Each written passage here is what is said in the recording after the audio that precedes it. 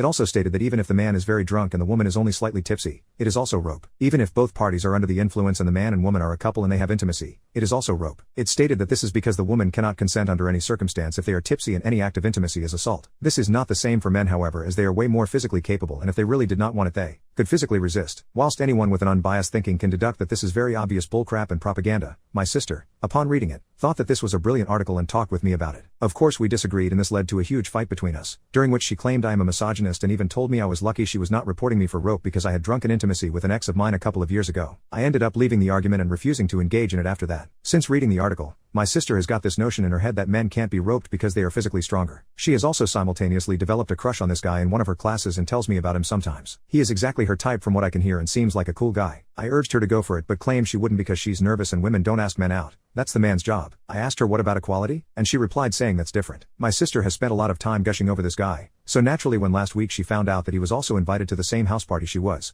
thrilled. The party happened a few days later and my sister came home in the morning slightly hungover. She went to bed and later that night I asked her how the party went. She went on to tell me that she got with her crush. I was excited for her and I asked her to tell me how it came about. And when she started speaking my jaw started dropping until it had literally reached the floor. She said that after having some drinks she got the courage to go talk to him, and so she did. They ended up hitting it off and things started escalating from there. They started talking about the possibility of coming back to his house. But at one point disaster struck. My sister says that she lost him halfway through and went around the entire house looking for him but couldn't find him. She ended up stumbling into a bedroom where the only person was her crush. However, he was clearly almost out of it and had drank way too much. He was still conscious but barely, and would barely answer my sister when she was asking him if he was okay. Instead of getting him help, however, my sister decided that the only way to make him feel better was to literally make him feel better. She said that she went down on him first while he wasn't really moving, then after threw him onto the bed and proceeded to get on top. She said that he wasn't moving much and looked almost out of it the entire time, but that didn't matter because she was still able to cross the finish line. When my sister told me this I told her that she roped him, and she said no, that's not possible because girls can't rope guys, and if anything he was the one who roped her because she was still tipsy. I called her insane and told her that what she did was criminal and I don't want to see her for the time being. That night I texted the guy as I had his socials asking him if he was okay. He knew I was my sister's brother and we got to talking. Turns out that what my sister did impacted him a lot and he was feeling very violated. I told him how she talked about what happened and he said that was disgusting of my sister, which I of course agreed with. I asked if he wanted to do anything about it, and he said he was considering pressing charges because although he did want to sleep with her first, when he was barely conscious he did not want to see anyone, much less sleep with anyone. He said he was worried about the stigma that came with getting roped by a girl as a guy and wasn't sure whether he would be taken seriously. I told him I had his back however and urged him to follow legal action if he felt like he had to. He ended up saying he thinks he will sue her and asked me to help him out by testifying against my sister and informing the court of my sister's words and attitude towards the whole situation. I said yes and he is contacting lawyers right now.